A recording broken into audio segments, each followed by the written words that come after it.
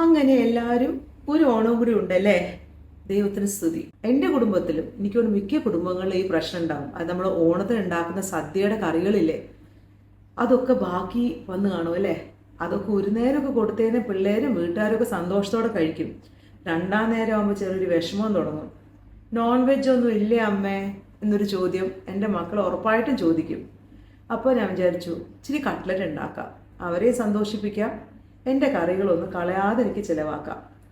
അങ്ങനെ കട്ട്ലറ്റ് ഉണ്ടാക്കുന്ന തയ്യാറെടുപ്പിലാണ്. അപ്പം ഇവിടെ ഞാൻ ഉപയോഗിക്കുന്ന മീറ്റാണ്. നിങ്ങൾക്ക് ബീഫോ ചിക്കനോ അല്ലെങ്കിൽ ടിൻ ഫിഷോ എന്താച്ചാൽ ഉപയോഗിക്കാം. ഇപ്പം ഞാൻ ഉണ്ടാക്കുന്ന കട്ട്ലറ്റിൻ്റെ ഏറ്റവും വലിയ പ്രത്യേകത, അതിനകത്ത് ഓയിൽ ഉപയോഗിക്കുന്നില്ല, എണ്ണ ഉപയോഗിക്കുന്നില്ല. വറുക്കാൻ ഉപയോഗിക്കുന്നുണ്ട് എണ്ണ, പക്ഷെ അതും നിങ്ങൾക്ക് ഒഴിവാക്കാം. നിങ്ങൾക്ക് എയർ ഫ്രൈയോ പാൻ ഗ്രില്ലോ ചെയ്തെടുക്കാം. പക്ഷെ ടേസ്റ്റ് ഒക്കെ സെയിം ആയിരിക്കും കേട്ടോ.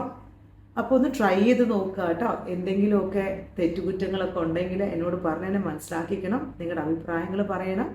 അപ്പോൾ ഈ കട്ട്ലറ്റ് ഒന്ന് നമുക്ക് ഉണ്ടാക്കാം. ഓക്കെ, വരൂ കേട്ടോ.